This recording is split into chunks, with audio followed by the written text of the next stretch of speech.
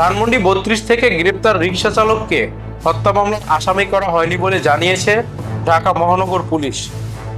রোববার ডিএমপির মিডিয়া ও public relations বিভাগের উপকমিশনার মোহাম্মদ তালেবুর রহমান স্বাক্ষরিত এক সংবাদ বিজ্ঞপ্তিতে এই তথ্য জানানো হয়। বিজ্ঞপ্তিতে বলা হয়, গত ১৫ আগস্ট ধানমন্ডি ৩২ নম্বর থেকে মোহাম্মদ আজিজুর রহমান নামে এক ব্যক্তিকে আটক করা হয়। পরবর্তীতে ধানমন্ডি থানার এপ্রিল মাসে দায়েরকৃত একটি মামলায় সন্দেহভাজন আসামি হিসেবে ১৬ আগস্ট তাকে আদালতে পাঠানো হয়। বিজ্ঞপ্তিতে আরো বলা হয়, ইতোমধ্যে সামাজিক যোগাযোগ মাধ্যম সহ বিভিন্ন গণমাধ্যমে মোহাম্মদ আজিজুর রহমানের গ্রেপ্তার ও মামলা নিয়ে অহেতুক ভুল তথ্য ছড়ানো হচ্ছে, যা ঢাকা মেট্রোপলিটন পুলিশের দৃষ্টিগোচর হয়েছে।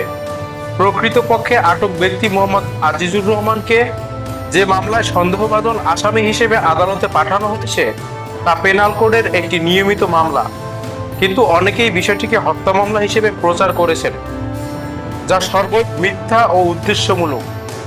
এমতাবস্থায় ডিএমপির পক্ষ থেকে উল্লেখিত বিষয়ে কোনো রকম বিভ্রান্তি ছড়ানো থেকে বিরত রাখার জন্য সংশ্লিষ্টদের অনুরোধ করা হয়েছে।